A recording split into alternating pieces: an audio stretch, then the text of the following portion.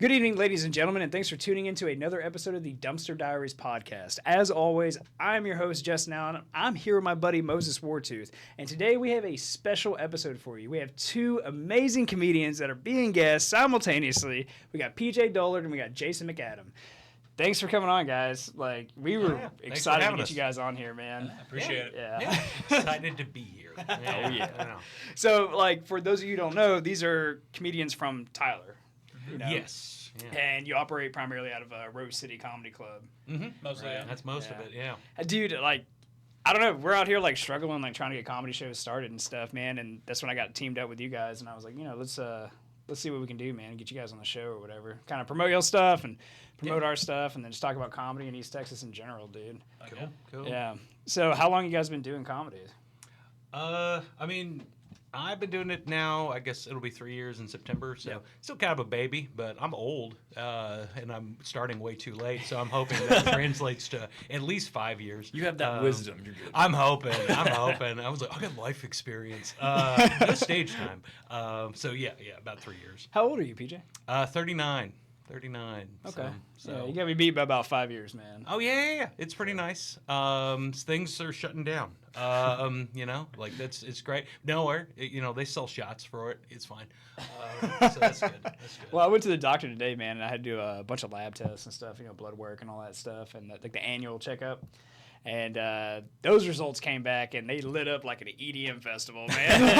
I was like, oh! And then the doctor was like, yeah, buddy, we got to talk about some things. It's like, you're still here?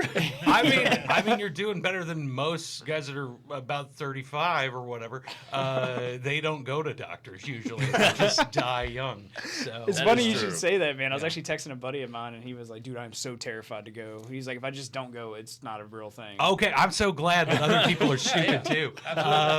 No, for a long time, the closest thing to a medical appointment was just my, 6-month physical at BioLife.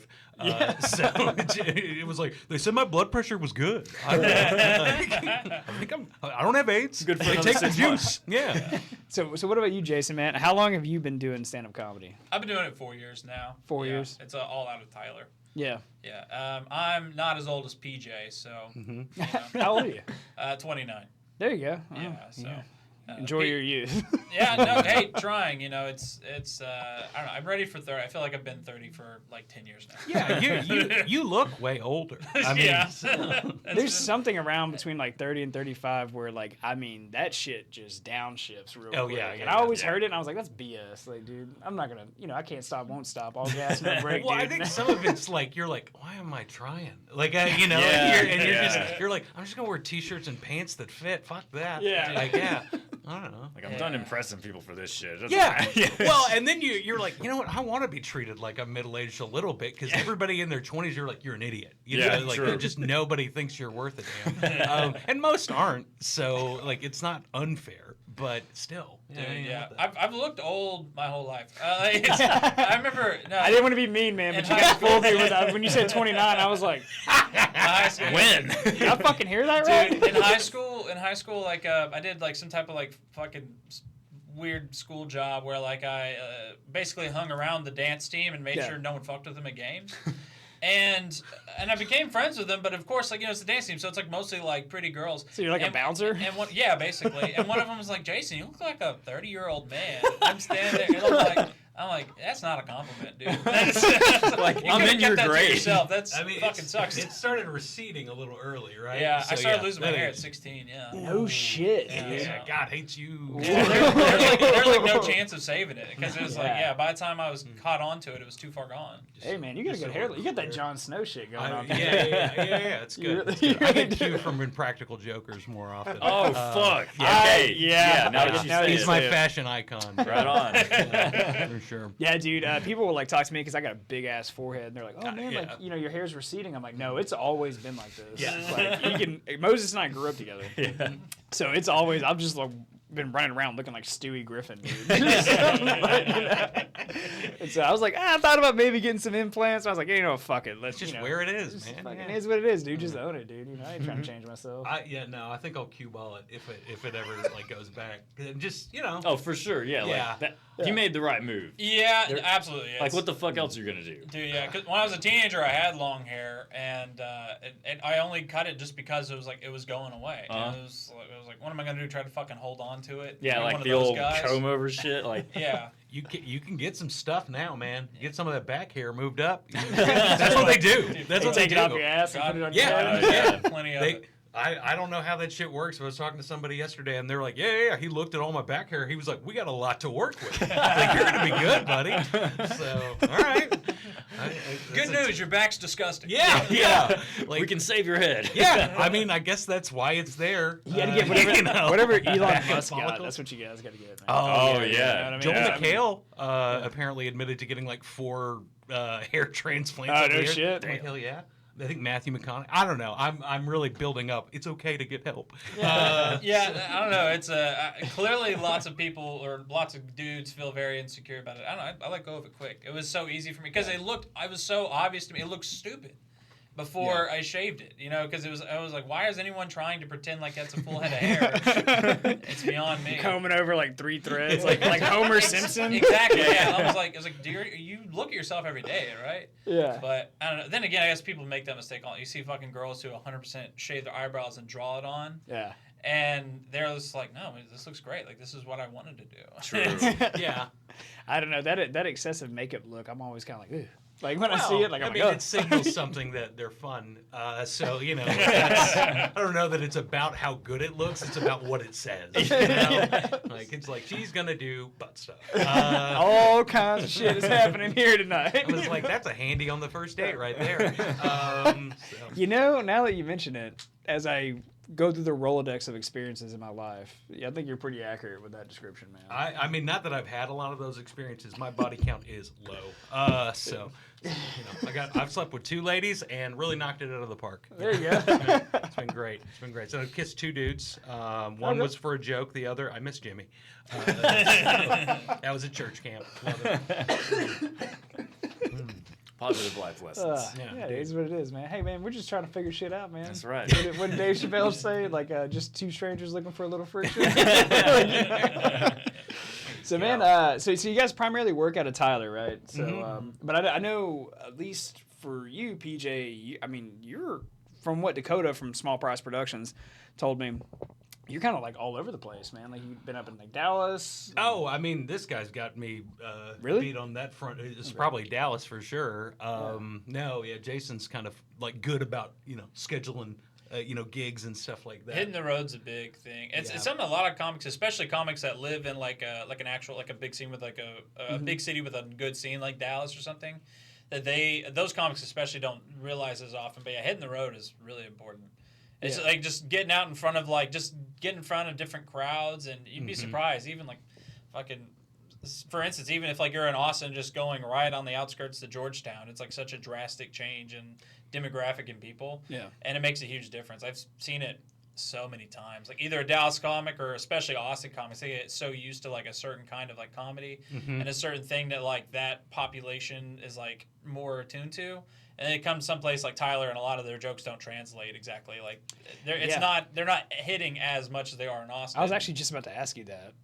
So compared to like the comedy scene in Tyler, well, first of all, let's talk about the comedy scene in Tyler. How big is it? Is it almost non-existent? Is it? Oh no, I mean, barely like, surviving. I would say we probably got 30 some odd comics. I was going to say same thing. Yeah, it was like probably 30, 35 in that area. Yeah. Yeah. No, I mean, Jason really started it. It's like I think there were a couple of comics working in town, but like honestly, it was like you got to drive to Dallas. Like there's just nothing here. I think they had tried doing some things in Tyler, but it just never really caught. And like a local scene wasn't built until really like Jason and Christopher Blakeman really started the Rose City stuff. Yeah. And that. That's when I first went because it was like, oh, cool. I've wanted to do this my whole life, and now that's actually accessible to me. Yeah. So, thanks, man. Hey, thanks, made my buddy. dreams come true. You're actually the reason why we're all in this room right now, Jason. Yeah. Exactly. Well, I guess it's a you're welcome to you, probably an apology to Valerie, your girlfriend. Oh yeah. Because it's no, she's glad that I'm busy. Yeah. That's the thing is because at least in the back of my mind is like I'm sure like my wife supports me and she wants it to work, but at the same time it's like I think it's scary. I'm sure she's like, man, this guy's a fucking loser. He's been doing comedy like 15 years and he's still he can't get out of Tyler. Well, yeah. So like my girlfriend and I started dating like 8 years ago, and if I was doing stand up at that time, we would have never got off the ground. So like I was sure, like, so man. we had a good 5 years, and I was like, hey, I'm gonna go do this humiliating thing. Oh, it's horrible, man. I describe it as especially like, have my you ever act. seen The Passion of the Christ? That is basically what it's like doing stand-up comedy. And then in the end, you're like, it is done. And then you just like fucking die, you know? Yeah, no, I watch that every weekend. No, actually, I've never seen it. I went to East Texas Baptist University, and they were like, yeah. "Hey, we're doing a screening of that." I was like, "I'm all set." But I don't need to did- watch a snuff film. I bought the I bought the DVD, and like I started it. I was like, I know how it ends, so like, thank you, Jim Caviezel. I'm all set. I was like, I don't really want to watch that. So I don't know. I heard about it. People are talking about it. But yeah, no, I mean, What if they would have done like a Once Upon a Story or whatever, Once Upon a Time in Hollywood type of ending to it, where instead of getting crucified, they like retcon the he just crucifixion? fucking kicks a bunch of Jews' ass. Well, he would have gotten Because in the movie, isn't it like it's like well, like the a bunch- Romans are the one that I was about to say think, because it was the Romans that really did it, but wasn't in the movie. It was something they at least. Well, they, no, I mean, like they put it to a vote, like Pontius Pilate or whatever. I don't know. Why are we doing? What are we doing right now? All right? I got out of Baptist school. I don't want to go back. All right. I'm not talking about I'm talking about Mel Gibson's choice in the movie. Okay. Well, he got some shit over that because of how he depicted some of the Jewish leaders. Exactly. in there. That was a. But yeah. that man is famously not anti-Semitic. So Hey, he's coming back, man. You notice this? Like, Oh, he's yeah. getting interviews and stuff. Like I think he's starting to make movies again. and I don't everything. think canceling was fun. Like Dude, it was I like saw- a few years. That was a where wild 5 years. A couple people's lives are still ruined, but like Aside- everybody else rallied. Aside from breaking laws, you can really Right, that's you can not- get away with anything. Yeah, like and even then, I mean, Cosby didn't get as much canceled as he was prosecuted. It's like, We didn't cancel this guy. We just sent him to federal prison. yeah, That's all we did. for the raping, and so The it's like, state of California canceled me. yeah, I know. Yeah, it's just you're so woke now. Like it's like, no, I don't think that one applies here. Judge whoever the fuck canceled me.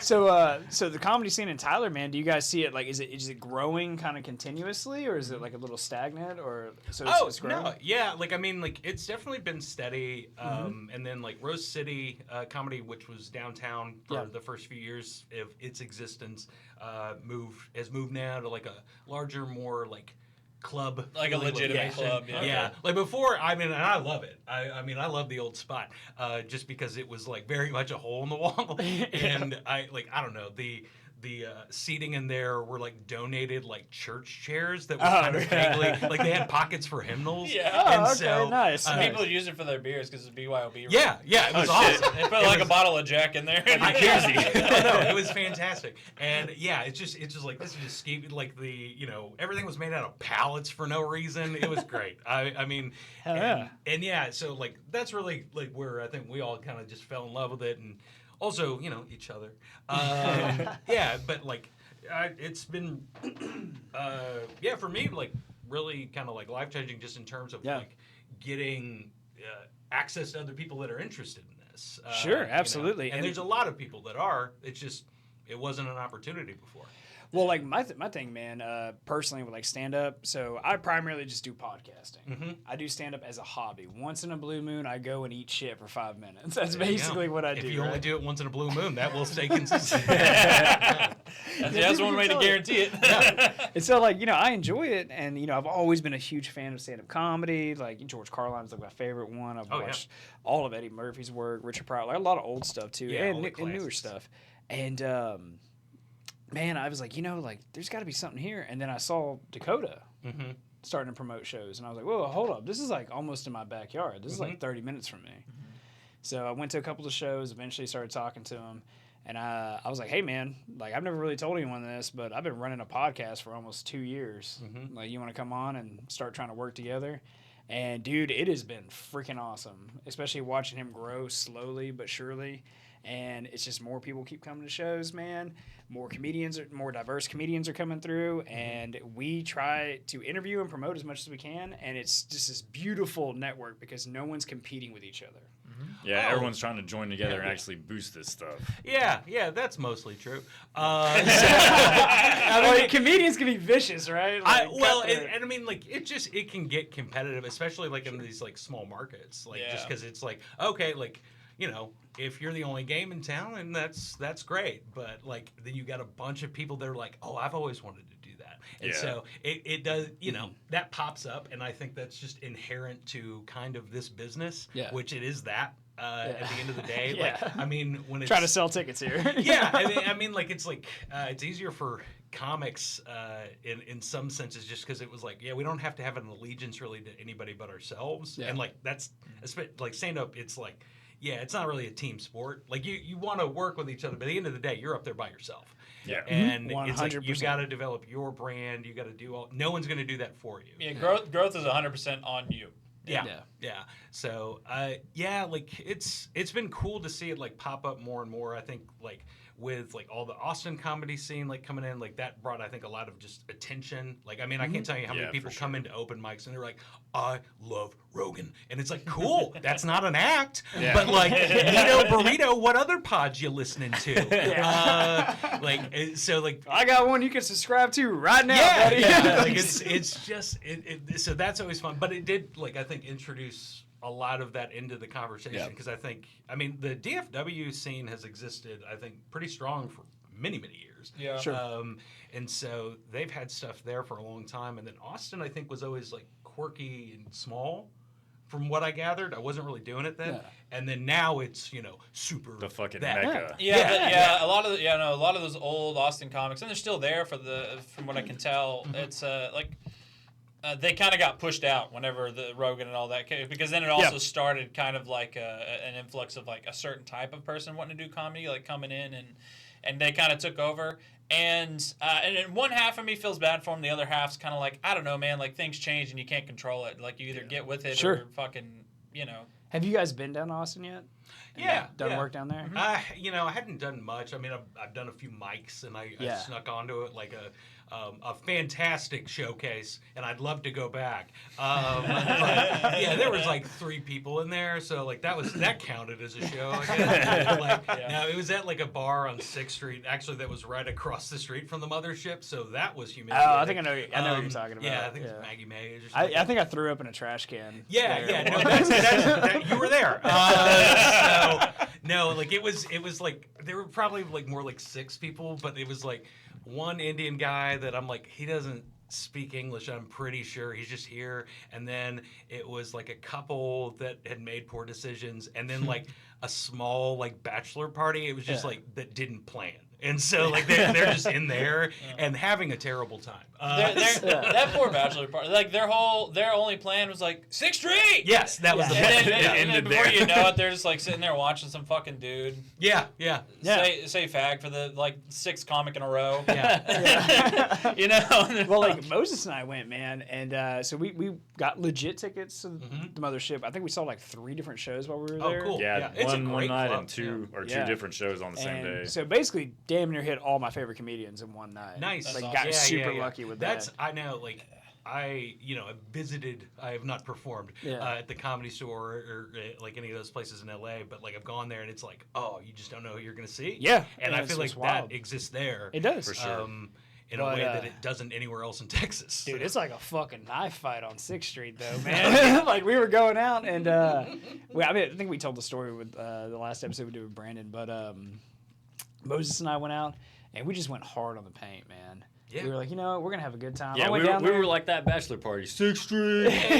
No plan. Like complete idiots, right? And drinking excessively. And, man, one thing I didn't like down there, dude, is like just like a drink in a bar. It's going to be like $15-20. And it's like, really? Like, what are we doing here right now, But, man, had a great time at the shows, and I'm like, yeah, we're going to take it easy. Okay, we are borderline blackout drunk before the show is even over, the first show. Like, you know, yeah. That seems like the right place to do it. Well, because we were like, man, we were like, the drinks are so expensive, we're going to pregame in the hotel. Yeah. And then we get there, we're like, let's fucking drink. Like, forgot about the pregame that happened. And then, So that happens when you pregame. yeah, just compounds on. we get to the hotel. It's like the Holiday Inn right off 6th Street. I think it's like really right off classic. like 4th Street or something like that. And man, so he's like looking on his phone. He's like, all right, where's the nearest like liquor store to go to? And I'm like, all right, cool, whatever. He finds it, and it's about a mile hike or whatever. So we have to just like truck through the trenches of just a sea of homeless people. Yeah, like, stepping over homeless, titties out, like. Oh, that is All neat. kinds of I shit. do. That is neat. I mean, well, and like That's not nice. not homeless titties. Like when I was there. This is probably sometime last year when I was there doing shows. Someone was freeing the nipple, and it was so cool. Like I was like, look at that hero over there. I'm gonna take a picture because I'm proud of her. So I mean, but it was like, oh, that's going on OnlyFans. Like that's awesome. Yeah. So we get to the liquor store, man. We get like we just get bottles of vodka and like Sprite. And we're like, all right, cool. We're going to pregame in the hotel, and then we're going to go to the club, and we're going to enjoy the club, right? Do the 2-drink minimum, but I'm not paying all this ridiculous money, right? And about halfway through walking through a homeless encampment, it hit us. We're holding bottles of vodka, just walking there, and we are getting some looks, Yeah, it's man. like if we're Like you bleeding belong during a here. zombie Yeah. apocalypse. Yeah, I was like, and so I'm like whispering to him. I'm like, all right, man, if any shit goes down, I'll just throw my bottle at him. They'll fight over it, and then we'll just can take run. off with yours. we really we still need some. Yeah, we were high class. We got the plastic bottles, so we were like, Yeah. we can't really hurt them too bad with the fucking Yeah. plastic either. So $7 bottle of Taka. Dude. Yeah. I'm like, woo! Yeah. And, I was curious. I mean, you're mixing it with Sprite, so I knew it was going to be nice. oh, absolutely. Clearly a top shelf. And then so we hang out, and then Lemon and lime. so the whole intention of going down there was like, I was like, all right, I'm gonna do a couple open mics. No one knows who I am. I'm gonna just give it a shot, see how it feels, man. Yeah. Get a groove for it. And so we end up at the Creek in the Cave. Yep. Like after hours. So between like midnight, 2 a.m. Right now at this point, Moses and I are completely, for a lack of better words, shithouse fucking wrecked. Yeah. And I don't know how it happened, but somehow like I'm like helping hold Moses up, and he's like freaking stumbling. And he's a big dude. I got man. really tired really fast. Yeah, like just about to drop. And he did. And he dropped those bushes that are right in front of the creek in the cave. He dropped into those bushes and slammed his head on the side of the wall, busted his ear. It just starts bleeding profusely. I cannot get him. He's literally just sitting there like a beanbag chair, sitting in these bushes, right? And then I can't physically get him up. And I'm drunk and I'm out of shape and I'm getting tired quick. And I'm like, oh, fuck, come on. Did you take a nap with him in the bush? Well, Let him do it. it's close. God, quit stepping on his Foreshadowing, punchline. man. Jesus. I laid down on the concrete on the sidewalk, like in the classic Jesus Christ pose, and Passion. we both went to fucking sleep, and nobody fucked with us. Yeah, it's because that is not the first time that exact scenario Yeah, happened. we're like, bloody dumbass against the wall. He's a homeless That's man. why Leave those him bushes alone. are there. Yeah. Yeah. I woke up to people literally stepping over me, and I was like, oh, fuck. And then finally I got him up, and then we just stumbled back to the hotel, which I had to, like, half-ass carry him, like, up to, man. And I was like, and it's like an uphill thing, dude. Yeah, and yeah, so yeah. I'm just like, I feel like I'm in a war movie. Like, I'm trying to get somebody Saving out. Private Ryan, like explosions. Yeah, it's more Forrest Gump. You're Bubba in this situation. So he was in blackface. It is cool. But yeah, Austin's a shithole, man. It's a great place to raise a family, guys. Yeah. No, I mean, Austin's a bit of a trek. You know, Yeah. I don't know how far it is from here, but like it's 3.5 hours. Yeah, so it's like 4 and some change for me. So I'm like, yeah, DFW it is. Like a lot of that's like I got 2 kids, and they're real weird. They need me, and so like I do have to kind of like balance all that stuff, and so that makes that less of a thing. So I'm very glad Rose City exists in Tyler. And there's some other local like production companies. There's a thing called Cheese and Fest. Tony Robinson puts together some shows in that area. But she's doing a bunch of stuff, I think, down in Austin and Dallas. She goes to Austin a lot. Yeah. So Heck yeah. Yeah, she was on Kill Tony a couple times and like had a good pop from that, and then kind of fell in love with it from there. So, but yeah, there's more and more stuff happening, and that's cool. But I don't know. I've gotten more into the podcasting stuff here recently. Oh, dude, it's so much fun. Yeah, it's so much fun. You get to buy so many things. Yeah. Oh, it's a fucking money pit. Oh, yeah. Because even if you buy all the shit you think you need, you're like, oh, wait, this could be better if I got this, if I did this. And it's constantly improving and it never ends. Yeah, you know? I know. I fortunately ran out of money, and that really helped. The overdraft fees really sent a message. Maybe if I get another $700 camera, a sponsor will give me money. I know. Blue Chew, where are you at? Yeah, seriously, I'll sell jerky and dick pills. I don't care. Speaking of that, you need to buy a ticket. Small price production. Oh yeah. Come see our show Rose City tonight. Comedy. Yeah, check it out. Dakota's doing cool shit. I'm super glad. Because we need fucking money. Yeah, it's sick because it's like, Nacogdoches for us from Tyler, it's like about an hour or so. Yeah, it's doable. Yeah, and it's like it's a whole separate market in itself, and I love to see any more comedy popping up in East Texas, and even up in Paris, Texas, the opposite direction. Yeah. Daryl Felsberg has been doing shit with Tower City Comedy for like over a decade. So it's like, I don't know. So it's like, it's slowly but surely kind of like having a few anchor points of like where like legitimate comedy shows are happening. Yeah. I tried a little bit in Longview, but I've been convinced that no one likes being in Longview. And, and then no one cares to do anything there. So I'm like, fucking never mind, I guess. There's nothing there. No, I mean, to be fair to Longview, they actually have an improv festival this weekend. They do. Do they really? Wild. Yeah. See, I think it's I can't. the LOL one. Yeah, it's probably me. I cannot crack how to fucking get people to come to a stand-up show in Longview. It's like, I've seen a couple of improv groups come through and like consistently sell out huge rooms. Yeah, it's like, improv's thriving in Longview. So they're all about improv, but don't give a fuck about stand-up.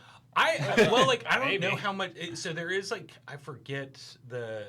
I feel bad. I don't remember exactly the name of the troupe that's in Longview, but I think. Oh, Duck Duck Moose. Duck Duck Moose. Yeah. I think I've actually heard of them before. Yeah, like David Stewie David Stewie. Yeah, he's really, really funny. I think he just does improv and that kind of thing. He's been doing it for a long time, and I don't know who runs everything over there, but he's funny, and I know that's all that matters. But like, so they're doing that. Like, that's super cool. I mean, I'm not, I like improv. I like stand up. Sure. I'm bad at both. Like it's worse at improv, but working on that. I think I'm doing 5 minutes at our show tonight, so you're about to see a lot worse, man. I know. It'll be great. No, I mean, like, well, yeah, like you were saying, like every once in a blue moon. I was like, no, you gotta go more than that. I mean, I think I did the math the other day, because it's like you got to do something like 10,000 hours to become like an expert in it. And I was like, okay, if I do. And I see some guys that are like, I'm really working on it, and they just do like a 5-minute open mic once a week. I was like, okay, quick math, it's a little over 700 years to figure it out. So like, you're gonna have to push a little more, a little harder. I mean, like, and you see, like, that's why people go to New York and LA, because they can do 6 shows a night and like really get on a bunch of these little things and just grind. Where it's like, we're like, cool, we got 3 open mics in Tyler. It's like, which is one's like in a Chili's parking lot. Directly across from it. Yeah. Is it really? Yeah. Where's Rufus every Monday? Been there, and I can tell you that. And there was one behind it too.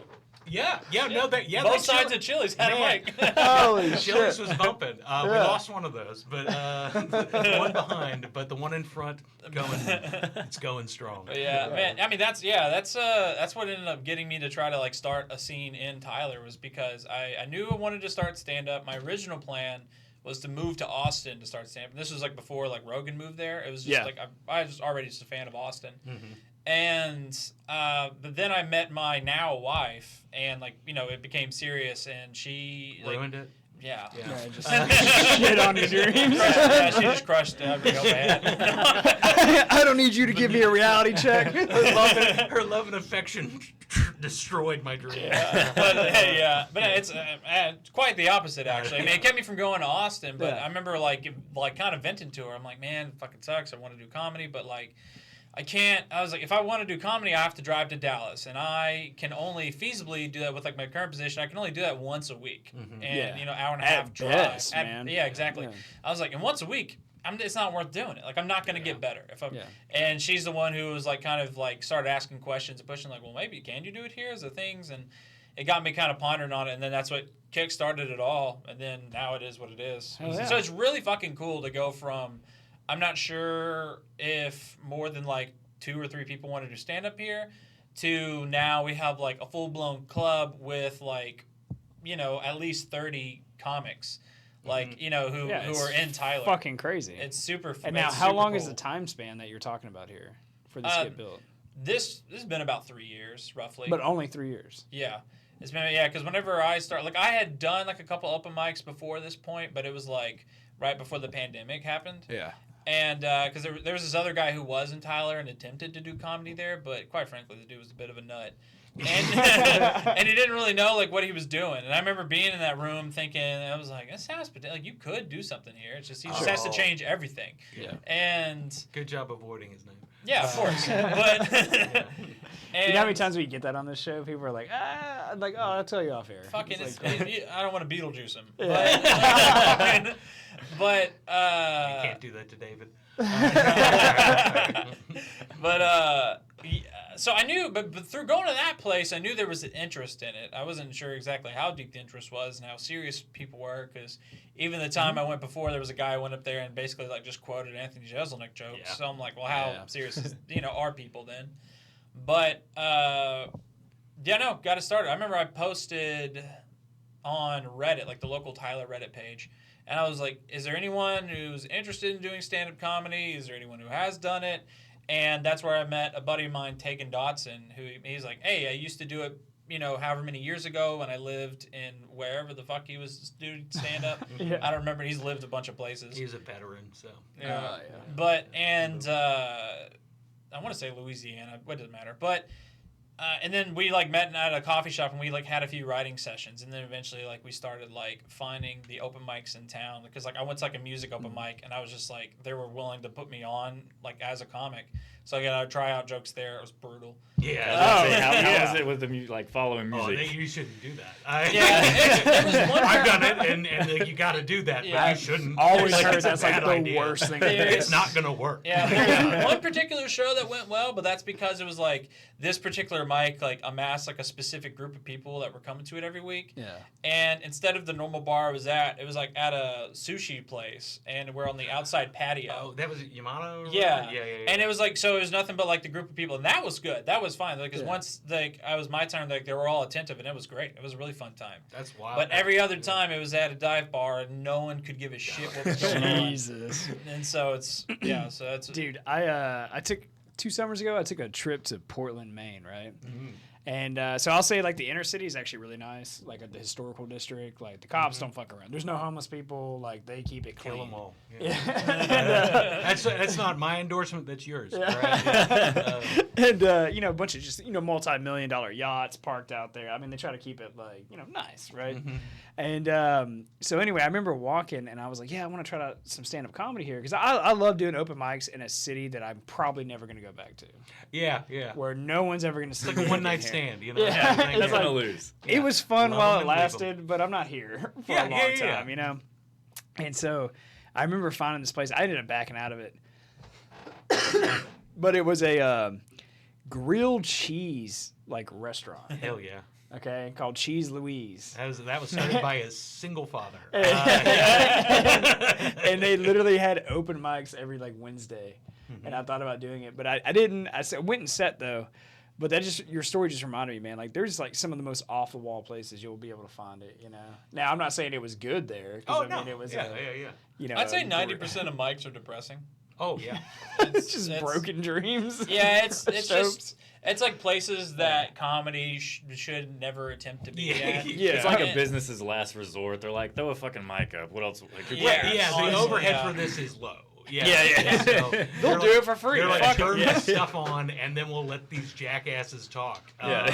So, yeah, and it's, I mean, honestly, like, I remember, like, I didn't let my girlfriend see me perform, do anything for the first 6 months I was doing any of this. Oh yeah, That was fuck that. correct. Yeah. Which, and it's also insane to me when, like, these guys come in, guys, gals, whoever, come in and they record their first open mic set, and then they post the whole thing, and I'm like, you're a fucking idiot. Like, I was like, that's the worst you're gonna ever be, and you made sure there's proof. Like, it's like, that's like, you what don't are want that doing? shit to exist. No. Yeah. And so, like, yeah, you gotta work up to that. But, like, yeah, open mics, it's like, you're trying things, and if you're not trying things, like, all the comics think you're kind of lame a little bit. You're like, why is he doing this same thing? He's got this joke figured out. Yeah, I've heard this 50 times. Yeah, exactly. It's like, you gotta practice and stuff like that, but sometimes you're like, no, the open mic crowd was decent, and you're like, oh, I'm gonna do real stuff. And I'm like, that fucking coward. So it's like, take a big swing. Because if you go, I mean, even if it's a good crowd, you go to an open mic and you're doing like nothing but tried and true material. It's like you're just wasting your own fucking time. Yeah, you might as well stay with your family. Right. Another waste of time. No. Because I mean, it's like, it's you're working out at the end of the day, and like, I don't know, you see some people at first, you know, they bring their whole family, they're like, I'm doing it, and like, it's cool, you know, like, it's awesome, but I was like, well, you won't come back next week, most likely. Yeah. They definitely won't. Yeah, they will never set foot If you back. want, it's like, I mean, it's probably not a bad idea to bring a family if you like want them to no longer respect you. That's the only time. It's like I It's could valid. never imagine like doing my first, which I've been very honest on the show. I bombed 3 out of 4 times. Every time, like completely. Like, I mean, most time at best it's like 50-50, get a couple chuckles is about it, right? And but dude, I could not imagine like bringing like a significant other or like Grandma. a fucking parent to like an open mic and be like, hey, would you like to see me do stand-up comedy? I think, that's like a fundamental misunderstanding of what an open mic is for. It's like, it's not a show. Like, I don't know, but like, do you remember that one guy at the Old Rose City location who, like, his wife and a couple other family members came, but they also brought like their 6 kids that they just left in the Suburban with like the oldest one was like 16, but then it was just like in the car. you were just watching them in the car, and they were in there for like an hour, and It's just doing open mics. Like, I think I was hosting one, and like the guy came up to me, he's just like, hey, like, I got here early. It's just like, kind of put me towards the bottom of the list, because it's like, that's kind of how it works sometimes. And also, like, I was like, yeah, man, you go when you go, and he was like, I got kids in the car. I was like, that's not my fucking problem. Like he said, like, there's multiple people with kids in the car here. Being It's like the people with kids get to board first, right? Like, it's like, no, this is not Southwest. I actually, motherfucker. I actually almost respect the dedication to the game. I mean, he came like 3 times, Like- demanded, I think, a spot on a show. He was like, I'm crushing it. I was like, well, you brought all your like inbred relatives, and they laughed. That's another thing. Like, I was like, you don't want your friends and family because they're useless, because they're going to be nice to you. Yeah. And they know the context of your jokes. Yep. So you know, like, people on a back porch stories, it's like, like, they're like, oh, this kills every time I tell it to my buddies. It's like, but they know everything about you. They know. I call them campfire comedians. Yeah, exactly. Like, everyone can be funny around a campfire with their friends. Right, Yeah. and they're probably even funnier, but it's like, you gotta turn it into something else. I was like, you want to be funny to strangers. Yeah, there's a theatrics behind it. Yeah, and I didn't realize what stand-up really was until probably way too late in life, because I saw I was working at a church camp, Piney Woods Baptist encampment. They probably don't want to be mentioned on this, but it's not too far from here. But like, Is that the one where you kissed a dude? Yes, Jimmy. If you were there, you'd understand. But Context, man. Context. So I saw a comedian. There's a Christian comic named Bob Smiley. And like the first week, he like hosted the camp or whatever, and so like I saw his like opening routine. I was like, this guy's amazing. And I thought he was great. I'm not a Christian comic. I need to be clear. But it's like I was like, my very Baptist face is a misdirect. But then the next week he did the same act, and I was just so heartbroken because it was like, you just told me Santa's not real. Yeah, he's like a one-trick pony. Well, no. That's what you do. I mean, like Jerry Seinfeld's not making that up on the spot, but in my childish way, and I think a lot of people, they're like, oh yeah, Dave Chappelle's up there winging it. It was just like, well, now a lot of the times when he's drunk, sure, but like, and also he gets to do that because he's fucking Chappelle. Yeah, I think now he could just talk about anything and people would be like satisfied. Yeah. Sometimes he does. Yes, that's correct. Sometimes he just kind of stops doing comedy. He's just talking. He's like, I knew a trans lady. It's like, cool. That's something that I thought was very ironic about Dave Chappelle. It's like, obviously, like one of the greatest or whatever, but like whenever he first like came back, and it was like a big deal, and he was on Netflix and all that, and the first time at least. I remember him being interviewed some random ass place. He was like sitting outside some building somewhere, and they were interviewing, and they were trying to ask him for his opinions, and he was saying what I thought was very like kind of potent stuff, where you're being like, why are you asking me? Like, why would you want my opinion? Like, I'm just like some fucking, just like I'm a fucking clown, essentially. It was like, why are you asking me for serious opinions and stuff? Yeah. And I was like, I was like, yeah, no, that's 100% a great point. He's absolutely correct. And then it only took a few more years before he's like holding court. Yeah. And he's just like, and now he's doing that exact thing. I was like, what the fuck happened to you? Well, it's way easier than He's like, you know jokes. what? You know what? I got enough fans. I think they're right. I think I do know what the fuck you're talking Yeah. about. Fuck this shit. I mean, So what's up? it's gonna. Hopefully, that happens to all of us. I always say like I would never call an electrician for medical advice. Neil Brennan's got an amazing joke about that. It's just like, yeah, everybody's getting mad at comics, and it's just like they're like, oh, these like trans issues, geopolitical stuff.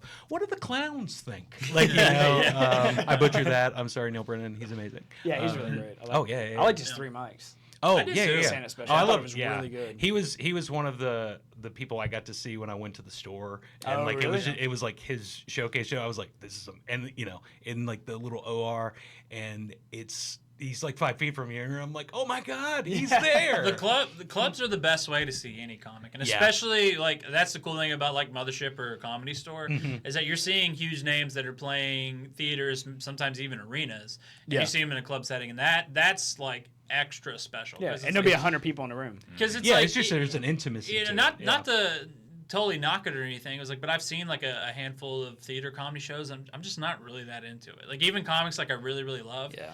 It's just it kind of feels like it's one step away from watching them on a TV. Like there's just a further disconnect. Yeah, exactly. But at the club, it's like you're just like, oh, he's here with us. Like, we're all in this all together, kind of thing. Yeah. It's just nothing beats the atmosphere of a club. For sure. I love theaters too. But a arena. Like I saw Tom Segura in an arena. I was like, I could have watched this on Netflix. Yeah. I actually just went to go do great. that at the NRG Stadium down in Houston. I actually went to go do that a couple of months ago. I went to go see him. And it was cool to be able to see him live, but I mean, he was like an ant. Yeah. And I was like, okay. It was really cool. Also, like 6 months later, something like that, I had a friend that does photography and stuff like that, and one of her photographer friends got booked to shoot a Porosos promotional thing at a bar in Flower Mound. She was like, do you want to go meet Tom Segura? I was like, hell yeah. And so line it up, of course. I mean, and I had seen him perform, and then I got to take a selfie with him. I was like, hey, cool, I'm a dork. So I was like, yeah, Tom Segura's shorter and in better shape than I thought. Absolutely, man. So yeah, it's tough to beat that intimacy, and like just you're like, oh, like, and I'm cool if people talk to me, audience members, don't be dicks. If you sit in the front, we're going to talk to you.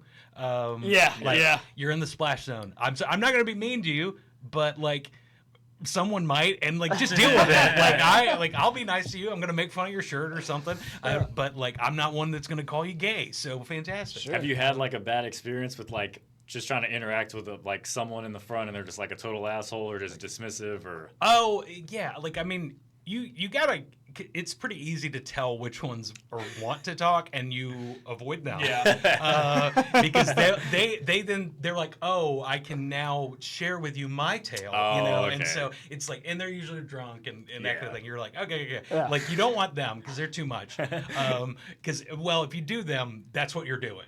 Because they're gonna dominate it, and then there's some people that don't want to talk, and you're like that. You kind of have to find that sweet spot of someone that's a little unsuspecting but open to it. Yeah. And like, you can test the waters a little bit. You reference somebody and see just if they react negatively or positively. It's like, okay, and like, if somebody's uncomfortable, I'm like, oh no, I want to move away. Just But- drill them. Yeah. Have a bad experience. Like, tell me about your dick. I know you brought your mom. Like, problem. No, that happened at a show on Wednesday. Like, this guy was another comic was up, and she just kept making fun of this couple, and like, just like, so do you like fuck her a lot? And like, it just was, getting into that. It was like, does he even know where your clit is? And just He's getting like into it. not even joking anymore. No, He's no. just Well, grilling just this guy. Everybody was laughing, and like, it was nicer than that. Yeah. But then like, it was just like, and who are you, man? Some lady sitting on the other side was like, I'm his mom. And it's just like, yeah. And then Suck the which was fucking also, air there. well, no, it was hilarious. I mean, it was great, but also it's just like, yeah, you gotta be careful. But sit in the front row. It's not gonna kill you. It's fun. I mean, I enjoy it. Yeah, I every used to- time we go, we try to sit in the front. Yeah, whenever I first started going to comedy shows, I was like scared and like nervous. Mm-hmm. And then him and I went to go see Tony Hinchcliffe, and we were like right at the stage. Yeah, and you better be ready to And get he picked on at that. fucking ripped into us. Oh yeah, Yeah. 10 minutes straight. I've had after that honor as I'm not well. That scared. shit was hilarious. I saw like the week the mothership opened, Yeah. like I went to the open mic and just watched that. It was amazing. They did a cruise show after, and then all the Kill Tony guys came up, and then Hinchcliffe closed it out, and he just looked at my stupid face and hat and hair, and then he just like really just like went in on me. So that was fun. And then he asked me where I worked. I was like, well, I would do social work, and that was fun. He was like, oh, I didn't know they hired pedophiles. I was like, okay. So that was fun. But, Thanks for that. Told him about a cockfight I went to for work one time, and that was great. Was it in the It was in Little Boy? Man, Little or Boy? the Little Boy. Yeah. It was the smaller. That's where we upstairs. saw him too, man. Yeah, it was great. I know, it's really cool. I prefer that over the Fat Man. Yeah. Yeah. Again, that like smaller theater. That's where it's at. Yeah, man. Whenever Rose City comedy in its first iteration, it was like a hallway of a room. Like, it was like a shotgun style room, and so it'd be like long ways, and the stage was right in the middle of like this. So you got left and right people, and then right in front of you. But it was really small and tight, and if we really crammed in as many as we could fit 40 people in there. But that's like tight. Yeah. And they're that's literally the illegal. front row of people, like their knees are at the stage, and the stage is only like 2 feet long, like off the wall. Damn. So it's like, so it's really tight. But whenever that room sold out, it was so much fun to do comedy in there, because Really? that's as intimate as it gets. You know said what that I was mean? the old location, right? Yeah, that was the first iteration of the old location. It was in that hallway for like 8-ish months, maybe, if that. And then we moved over to the other side of the building. That was like technically the back of the building, because it was also an iPhone repair shop. Not anymore. Get him out of here. No. Dude, man. And I got a story on that too. But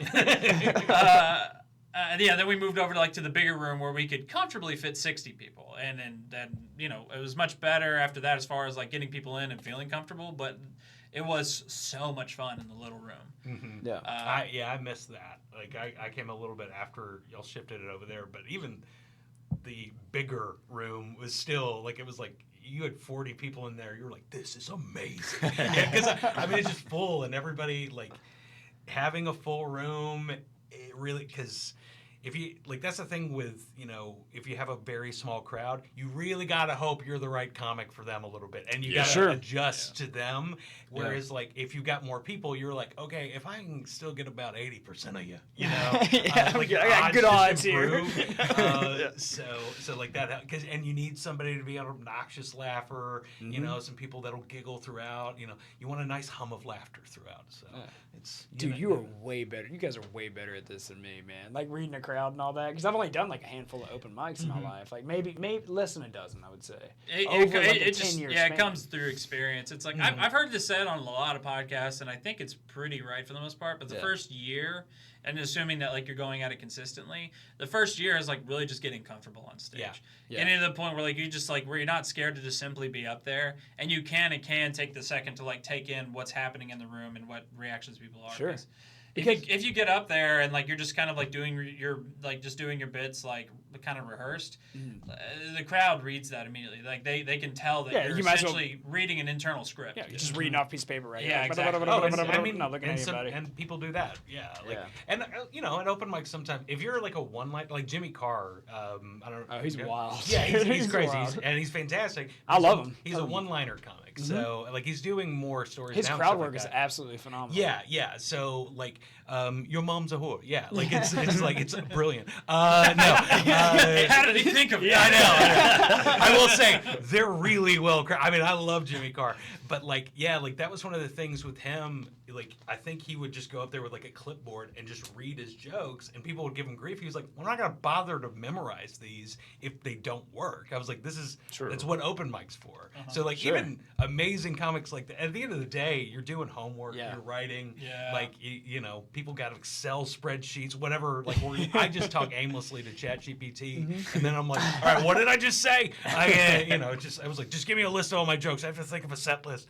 Do you guys speaking, because you brought up ChatGPT and like, you know, AI, do you guys as comedians, like stand-up comedians, do you worry about the future of stand-up comedy with that coming out? Like, is there going to be people that are trying to come up in the game and they're not original?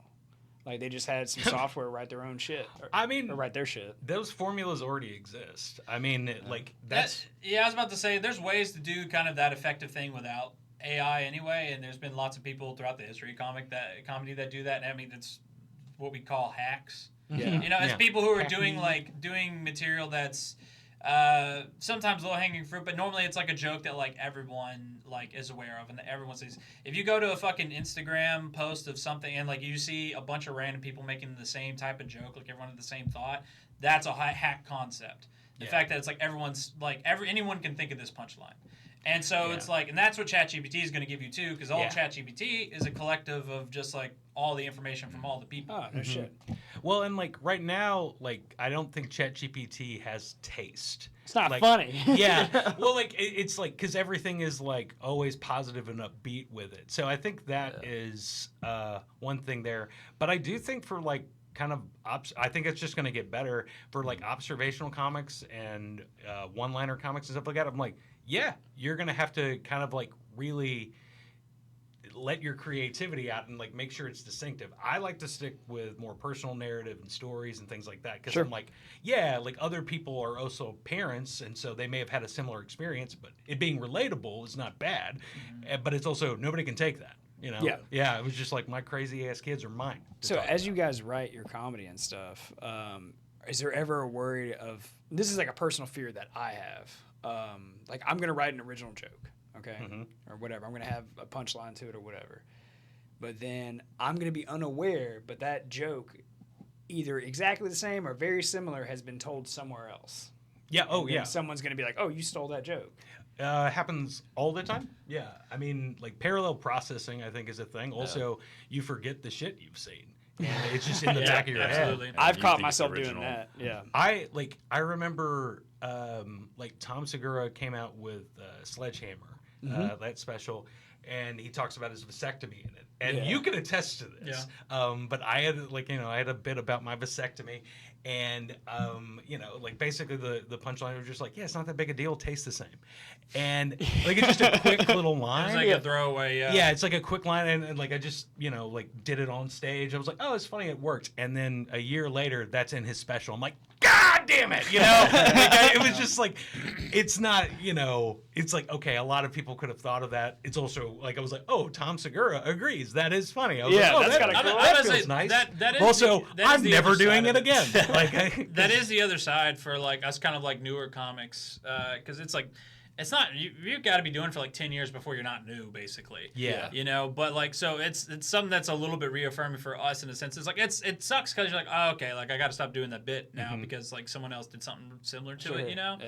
But then that's the other side of it too. It's like, oh well, it's like this guy who was very successful, very good, and maybe I look up to him. It's like they also did it in their special, so that they thought it was good, and I had the similar like type of wavelength, and like maybe I'm onto something. Mm-hmm. Yeah. So. Well, and it's like, okay, like what's a different angle you can take with that? You know, it forces you to be creative, but you do have to, like, you're like, oh, I had this funny idea, and then you're like, okay, did anybody else ever think of it? You have to Google it. You have to look it up. You talk to other comics and be like, hey, do you know anybody else doing this? And sometimes it'd be like, yeah, I mean, like you know, like before, like said, you're like, yeah, Jared's got one real close to that. And like it's like, okay, that didn't mean like drop it all together, but how do I make it more personal to me? Yeah. You know, and like make it, and it improves it. I mean, like. You can't be precious about any of your jokes. Like that's another big thing. A lot of people fuck up is that they're just like they don't want to throw away things that they wrote and things that they're like, oh, this is so like this is gonna be good. Like this is good shit. But it's like no, it's like you have to be critical of yourself. You have to get trial and error. You go and see if it works or not. If it doesn't work, then you got two options. You either go back and work on it again and try to change it to make it work, or you just accept the fact that it sucks. and throw it away. I get it, man, because like even with our podcast, dude, I will rewatch every single episode that comes out, start to finish. Usually about twice. That Brandon one's probably tough. Yeah, that was a tall order, like 4 hours, man. It's 8. Brandon's got a lot. Oh, it's 8. Yeah, twice. You know? That was a day. It's like I'll look for because we don't clip our show. We don't make shorts out of our shows. Yeah. So like our shows are our shows. Our shorts are completely different. Like they're just jokes that we make up and write and dumb shit. Yeah. Okay. If you want to go down a rabbit hole there, you guys have our permission. You can steal whatever jokes you want out of that. I don't care. Love stealing them. There's like 400 something episodes in there, or like little films. But but I will go through and I will watch, and every single episode, I'll be like, okay, it's gonna be either I was too close to the microphone, or I was too far away. Yeah. Or my tone and pitch, maybe I didn't enunciate myself enough, or maybe I hit the table too much, or whatever it may be. Like, it's always something to try to make the next episode a little better. Why don't you do it more? Stand up? Yeah, because you sound very interested in it and like you want to do it. We just don't really have it around here. The closest place is going to be in Tyler. Yeah, so that's going to be And an other hour. than that, it's like the once a month thing. Yep. Right. So It's not realistic. Yeah. So it's like an hour and a half drive one way. Start a for us. mic, man. How far are you from Houston? We 2 hours. Well, from where you're at, right? Yeah, 2 hours, like an hour. Okay, 40, so right it's now. Well, like that's we haven't our talked about equivalent it. of our Dallas. Yeah. Yeah, Houston's got a great comedy scene. So I've heard some vicious stories about Houston. Oh, I think there's that too. Yeah. There's also plenty of stupid petty gossip stuff, bullshit, Because we're whatever. all but fucking drama queens Well- that are like, I should be alone on stage. Like, I mean, like, of course we're all gonna argue. Like, I mean, yeah, Well, I've heard comics are babies. Yeah, I've heard the crowds in Houston get like vicious, man. That's what I've heard. I mean, I think they can get nasty just about anywhere. Maybe I don't know. I guess I would have to assume at least it's based on where you're at, because it's like it's all about setting an atmosphere and like setting the tone. It's because it's like I mean I can especially say this for a place like Tyler, where like the vast majority of people that come to every single show have probably never been to a comedy show. Yeah. So they don't know the etiquette and stuff like that. And so at that point it's up to the club like to kind of set that. And I'm sure if y'all been to any like legitimate comedy club, then you know like it opens up with some announcer behind a curtain somewhere being like, hey, you know, keep table talk to a minimum, turn your phone off. And it's like stuff to kind of be like, hey, this is the shit like we need like you to any do. other show you We'll would kick be your in. ass out if we need to. Yeah, Well, for the show to go well. So it's like, but if none of that's set up at front, then it's like, yeah, people are just going to be animals. Well, and like it is not like any other show. Like if you go to the theater, it's like, oh, if you want to get something to eat or drink, you leave the theater quietly, and you try to do it in between songs or all this kind of stuff. Whereas with this, we're like, what do you need to drink? You want some wings? Like it's just shovel that down your throat, like, you piece I of mean, shit. And you got some guy on stage that's doing his art, and his art is talking about his dick. Like I mean, like I mean, that guy is artistically trying, but it is Sure, yeah. like I think George Carlin described stand-up as just like it's an art, but it's a low art. And it's like and I love that about it. It's this is all you need. Well, wait. I was just gonna say on that topic, something that annoys me about comics is like, because granted, like none of us like hecklers, right? Because it's like we are it's annoying. we are trying to do what we're trying to do, and like, Even the audience doesn't like them. Yeah, exactly. Yeah, It's it'll like, we derail the don't show. like hecklers, so like don't get me wrong. However, there's like some comics who will get like infuriated that someone interrupted their set, and it bothers me because I'm like, look, like we don't want them there, but at the same time, it's like it's gonna happen, and it's like it's part of it. Is like, and it really just shows that side of it. He was saying, of being like, this is my time.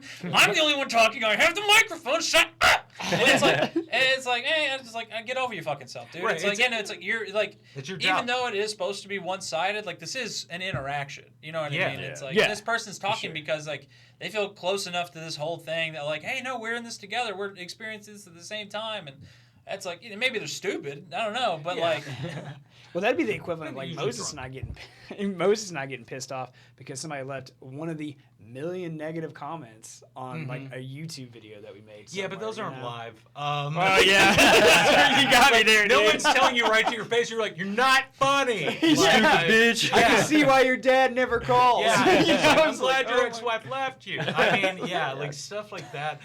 Jesus you know, Christ, I hear it man. a lot. Yeah. No, that's just in my head. But no, like that it's an occupational hazard. Like you have to learn to deal with that kind of stuff. And I think it's like when you go up there and, I mean, I've seen a couple of people, not a lot, but I've seen a couple of people like straight up just be like, I never. And then they just leave. And it's like, yeah, dude, that's part of the job. And I mean, because you're up there working. And I was like, okay, how do you fix that? And you can't always. Like, it's like sometimes you try and you fail. But like that, I think is like keeping your composure is at least half of it. Yeah. You know, just like keeping your cool and Just handling doing the your thing. shit. It's because comedy's already a thing that like because it's such a low bar for entry, it takes like so little to like achieve doing stand-up comedy. Yeah. That's like from the audience perspective, it's already at a place where like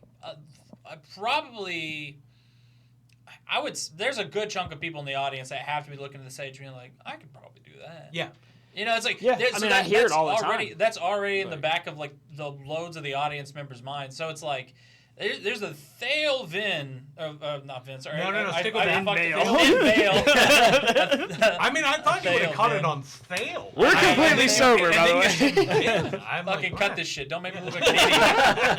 I'm not. I've got the microphone now. This is my time. I look good. I didn't drive. I am the captain now. I didn't drive to the beautiful city of Left to be made look like a fool.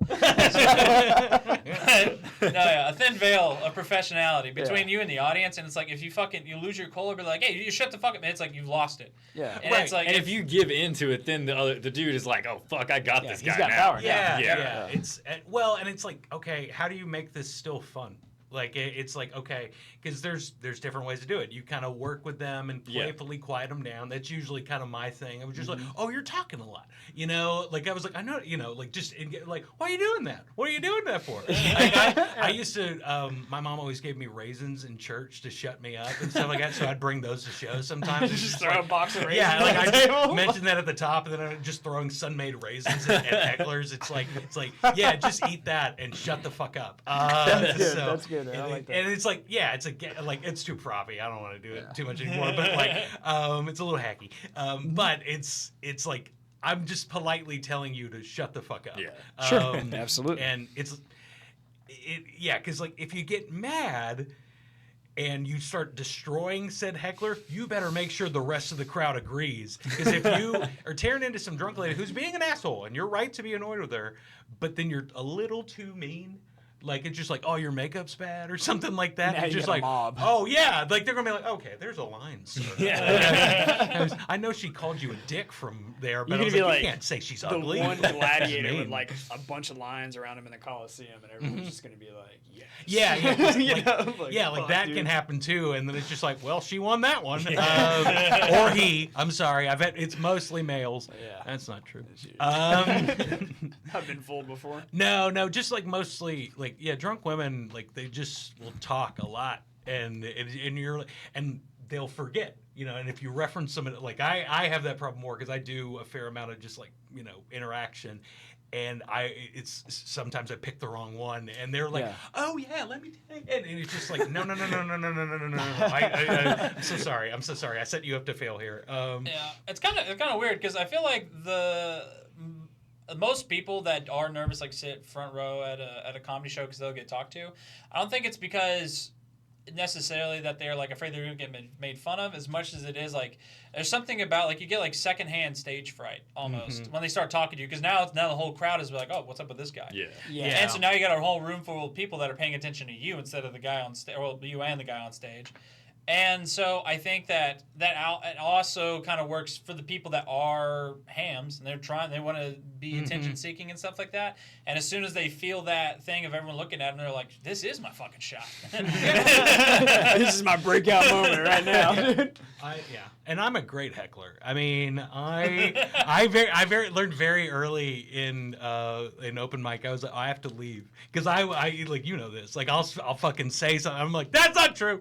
Like I just it's just like it just comes out. One of my favorite things he's said from the crowd, and it's like a regular thing now. And I think I've probably even taken it a time or two, where it's like it's a very common line, and like.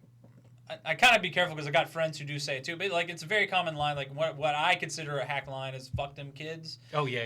Because I hear loads and loads of comics do it on stage, and it's like it's another one of those things. Like you'll see a funny video of a kid doing something stupid to their parent, and you'll see comment after comment, "fuck them kids."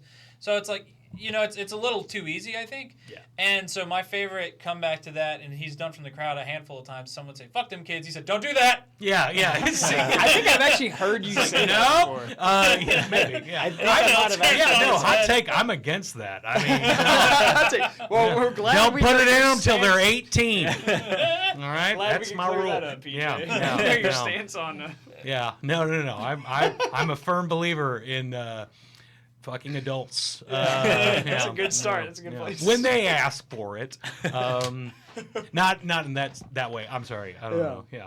But so the comedy scene, man, like it seems like it's going really well. Like, and that's one thing I like about the East Texas region is like, for me, from my perspective, because I would not consider myself to be a comedian. I do it once in a blue moon as a hobby.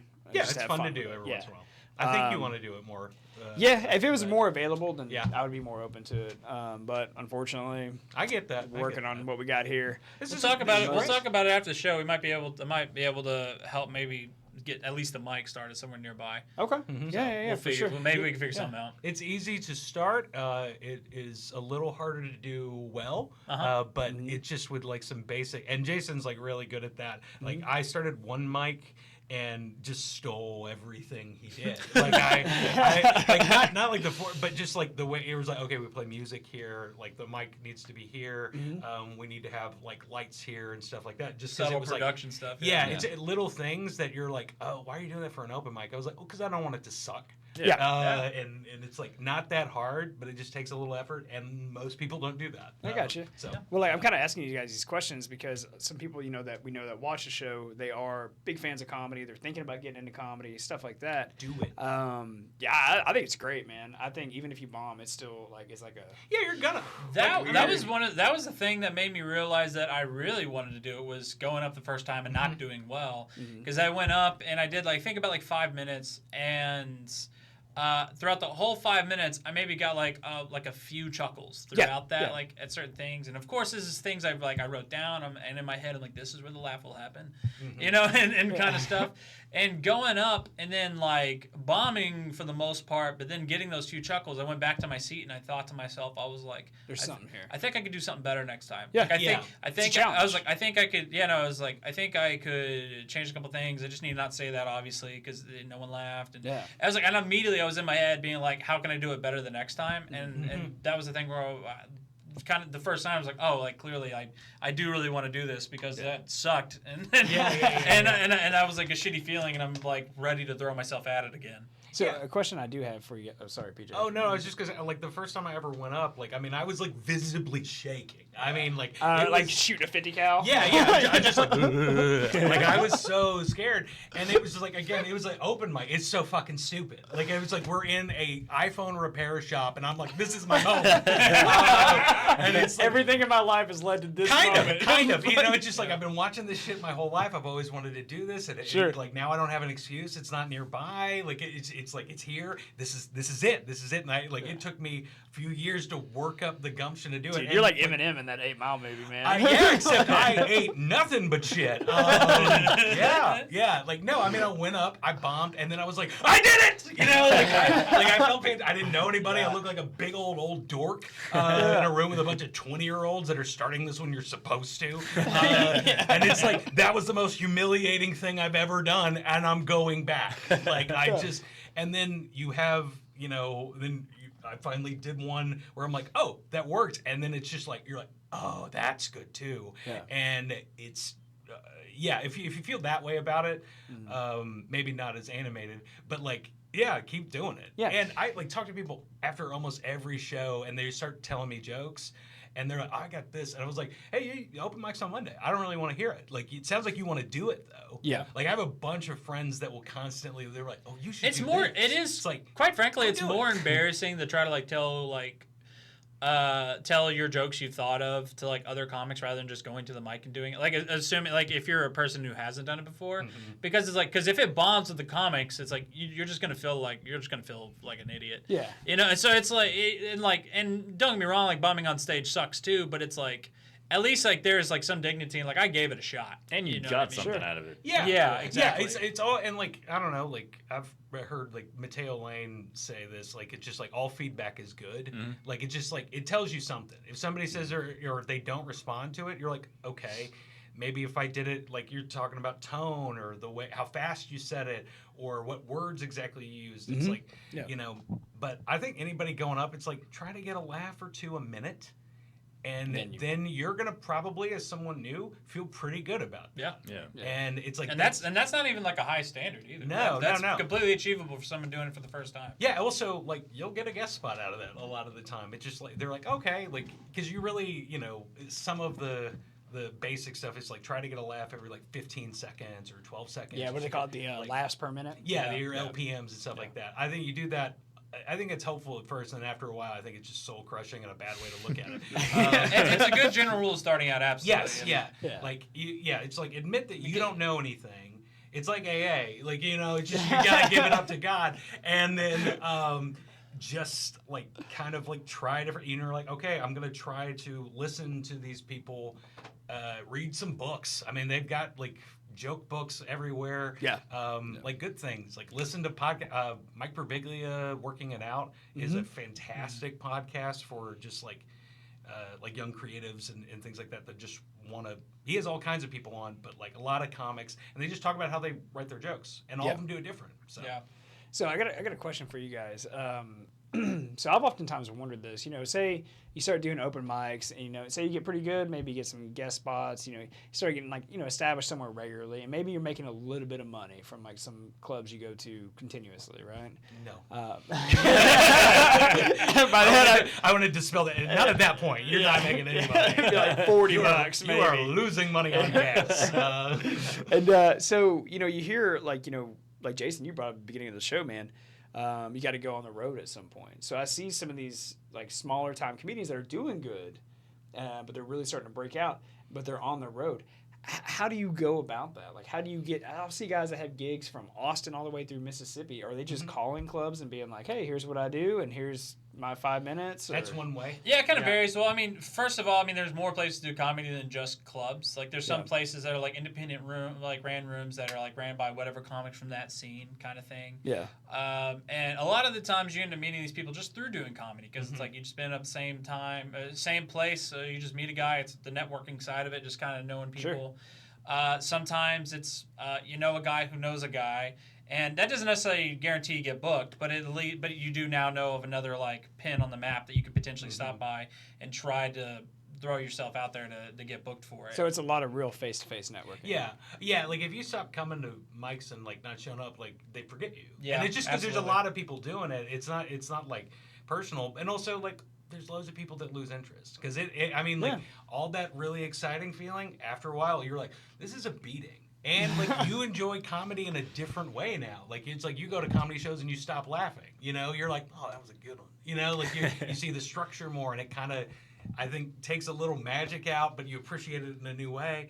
But I don't know. Like I was in the bathroom Monday at open mic, and somebody was just like, "Hey, you want to go to Houston?" I was like, "Yeah, guy I barely know." I was like, "Fuck yeah, Sure. let's go!" And then I was like, "Where the hell is it?" He was like, "Oh, it's at like an actual club." I was like, "Oh, no shit, awesome!" Even better. I was like, "Cool!" I just heard Houston. I was like, "Yeah, let's do So it." PJ Dullard gets in cars with strangers. The guy. Yeah. Bathroom buddies. I mean, I came here. I don't know you people. It was real nice when I saw paved streets. Dude, it is a hard ask, man, because like now, we've been doing it for almost 2 years, and I would say in the last 2 months is when we started having guests on. Heavily having guests on. And it's a hard ask, man, because the studios ran out of my house.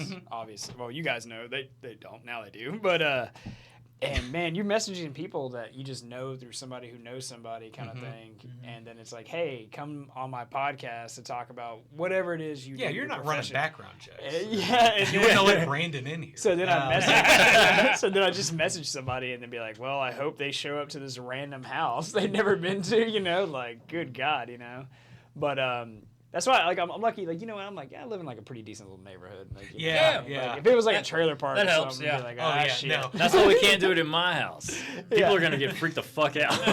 He lives You in seem like a single wide kind of guy. Oh yeah, it's like isolated on like a bunch of land. dude. Yeah, like, You're like, it's, I don't need a lot. I just need a lot of land. yeah. You're like, Oh, yeah. I get It's that. definitely the kind of place you can go missing. And so when we were talking about having guests on, I was like, hey, man, we got to build a bigger studio, because our first studio was literally just at his computer desk. Oh yeah. And that's all we were doing. And I like it. We sometimes will go and do episodes again like that, because it's just enjoyable. It's easy. But when I was like, okay, like we got to actually build something bigger to start having people over, kind of grow this a little bit more, take the next step. And I was like, so where do you want to do it at? And he was just like, dude, we cannot. Yeah, it's like not in my house. I was like, all right, Well, man, yeah, I because got I'm you. guessing Dude, this is like a spare bedroom or something like Yeah, that. that's what it was. I mean, it was like storage and stuff. And so then I was like, you know what? Why don't I just move everything into the other room? It's completely storage, and then make this a studio, and then obviously I got my bedroom. Yeah. I lived in a place like that for a few years with a buddy of mine, Yeah. and it was like roughly like 3 years. That also coincided with like a time when I was like single and dating a lot. Yeah. And so, but it was absolutely that. It was a double wide trailer. Right. It was a double wide trailer on a shitload of land in the middle of nowhere. It's on a private road that's a piece of shit that's barely like Yeah. functional still. And then, but you have to drive until that turns into a dirt road. And then, like, drive deep into that, and eventually you're on a bunch of land, right? You ever seen that movie Wrong Turn? and then That's like, where it was shot. Yeah. and you're driving through the woods for a minute, and you drive up a hill, and you're like, oh, there's a house. And so I'd be meeting girls to like Tinder or whatever, and I'd invite them over, and I have. Oh, you brave bastard. Do you have 4-wheel drive? All right. And so Why would you ask him over to that? Like what? It's fun. Because fuck it, he doesn't want to do work. Because because I mean that feels. If she came that far, this feels like Always Sunny on the boat. Because No, of the implication. implication. Don't get me wrong. Don't get me wrong. I'd invite them over sometimes. Other times I'd come to them and then bring them so they have no way of escape. But no. Had him chained to a radiator. But no. It's great out here. You God. can yell and nobody hears you. I oftentimes, yeah. What'd you Well, try? that's the thing. I'm also making jokes like that with girls I don't know, and like, because it's like I'm that way with new people in general. It's like I kind of want to figure out if you're a loser and if I Sure. should. I know I say loser, I mean like. It's one of those dorks that doesn't want to be murdered. Yeah, what are you fucking Get lame? over it, dumbass. Live a little. You're not that important. You piece of shit. Get out of here. Let me strangle you in my bedroom. I mean, I want to ride and die, chick. yeah, and so I'd be making jokes like that. I remember like the first girl I ever invited. I was heavy. I was like, and I said some shit like that. I was like, once you've hit a point where you feel like you would like die, no one know where you went. You found my house. Keep going. and I'd make jokes Go a like little that. further, you'll And find your grave. Well, you know? yeah, exactly. But if they actually came up, then I would be like, oh no, she's cool. Like she was willing to like risk her life. That's such a weird metric to use. Yeah, that is an odd litmus test. Yeah. You're like, well, this bitch risked her life for me. yeah. Holy shit. Yeah, dude. I don't know, man. That online dating game is a little. Whew. It's rough. I can't. I don't know how long y'all been out of it, but My self-esteem is not built for it. I did it because I didn't really have any other options. But Sure. boy, yeah, it's I think every guy goes through it at least one time to see. And then I got on there, and I was on there for one day.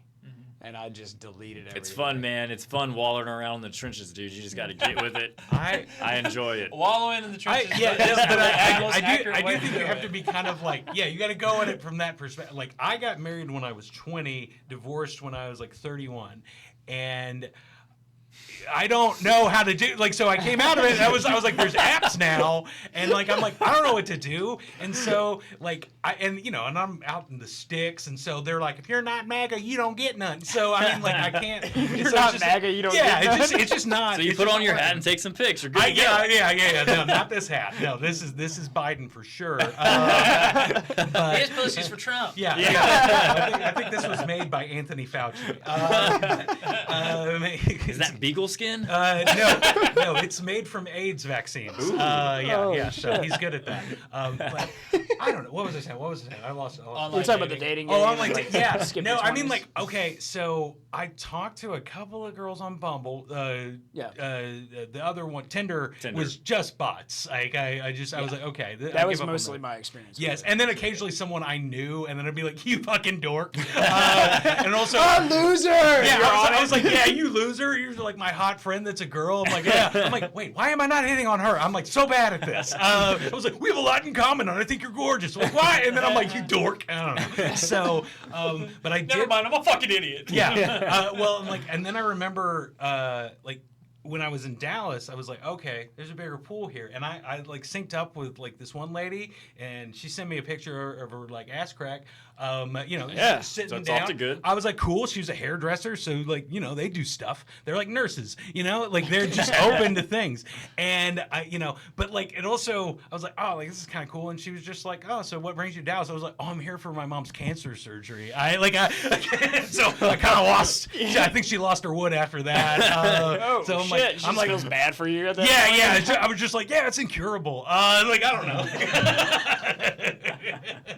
But, Holy shit. Thanks, Mom. Yeah, dude. Online dating's fucking tough, man. Like, dating in general today is fucking tough, dude. Because then you see, like, all these people, at least my experience with it, there'll be all these people who are single. And are like, oh, I'm looking for something. They're online dating, whatever, But they all bitch about it. Nothing ever really comes out of the online dating game. But then they can't talk to anybody face to face. Like, they just like freeze up, and it's like they just have this ungodly case of In autism. person, they're like, swipe right. It's the fucking worst because I don't drink or smoke or anything like that, which is for people meeting on Tinder is like 99% of the dates. It's either like, we're gonna smoke and get high, or we're gonna go meet at a bar and drink, and that's at least I assume that's because like you need that to help you loosen up and enjoy and try to fuck. Exactly, and so like, so I would lose a lot of leads simply by being like, oh, I don't drink, and they're like, hey, fucking nerd. I guess you're gonna go to Sunday school together. You fucking loser. Like, just go and order a club soda with lime, you dumbass. You ain't gonna tell them that. I'm wasted. I never picked up a woman at a bar. I was just always too worried about them. Like I can. And like I can't sell this online. Like this is not I'm a lot of personality, and so I'm like no. But you haven't seen my pizzazz. Yeah, exactly. DJ's pizzazz is nothing. I'm actually a really good guy. You can't capture that on a still photo. No. I held a fish and everything. No, I don't know. But like it's just I think my picture was like me and my kids. I was like, that's not. She's trolling for pussy. I don't know. And I was like, I just don't know how to do it. Like You know what that means? I dated my first wife when I was 17. Like, we started dating when I was 17, and we got married when I was 20 at Baptist College, which is basically homeschool. And then, like, was in that bubble for another 10 years. I was like, no, I don't know how to do this. And, like, I met my girlfriend now. We've been together 8 years. And, like, I met her, like, she was at a resource fair handing out pencils. And then we texted about child abuse statistics for fun. And then...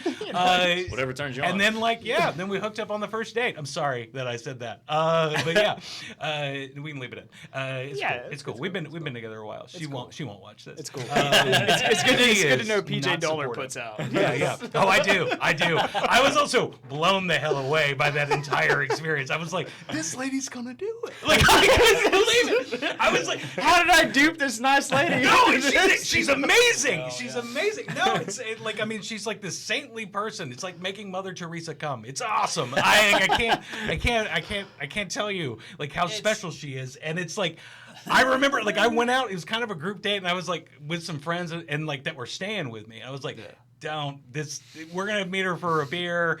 She didn't even like beer. I didn't know that at the time. And then, it just kind of, I was like, yeah, nothing's going to happen. And then I was like, something's happening. Like, I was like, y'all find a hotel. Fuck off. Like, I was like, I can't believe it. This is so cool. Like, I'm 100% the same way. Like, any attractive woman I would hook up with, like, in the middle of sex in my head, I'm like, man, this is a nice lady. Yeah. She's so nice to I me. can't believe she's letting me do this. I was like, You are going to regret this tomorrow.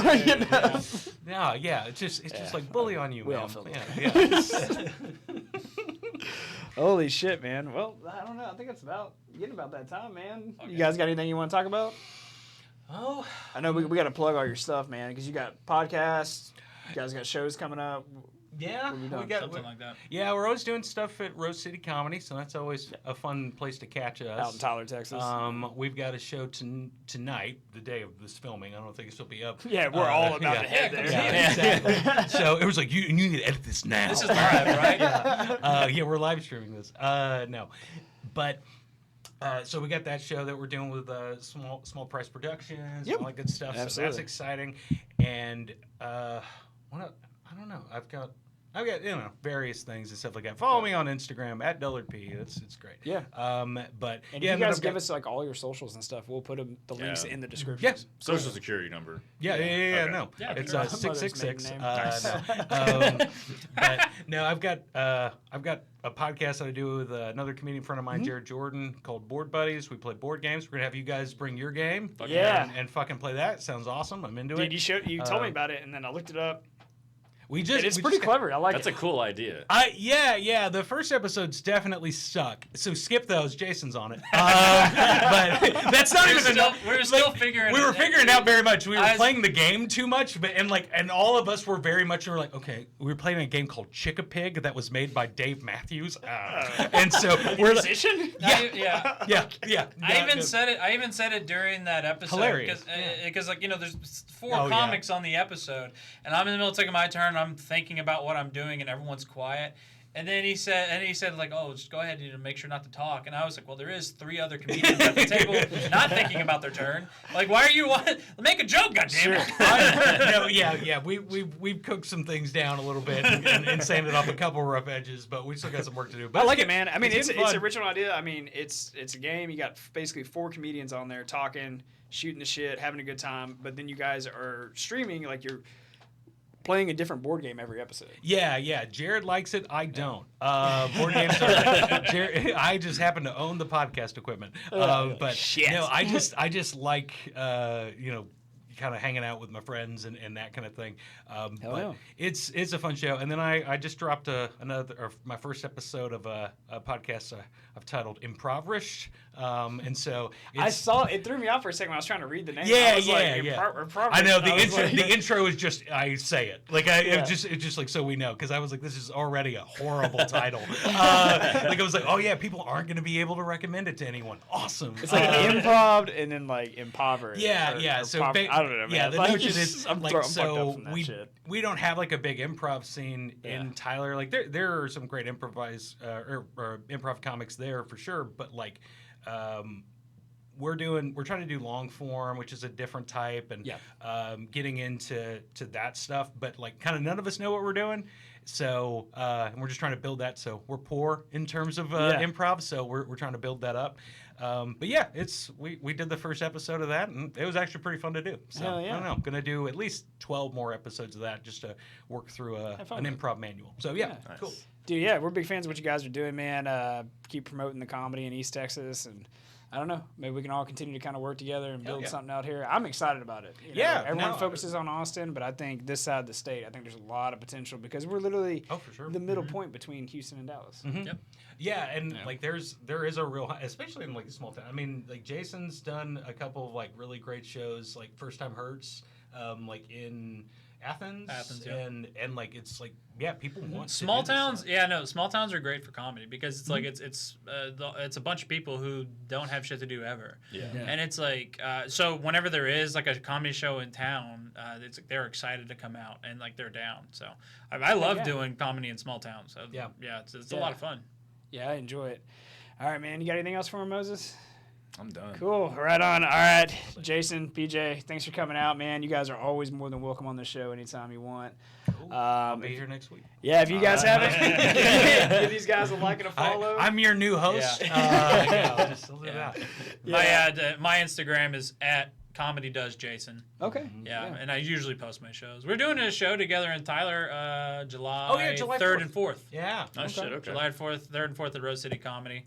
And then... Is that a roast battle? No, it's our kind of like local all-stars. Yeah, it's a local showcase, essentially, yeah. I got you. Okay. So, it's our first, like, full weekend there is the local, so it's kind of a big deal for us. Yeah, so, that's fun. So Yeah, please come to that instead of spending time with your family on the 4th.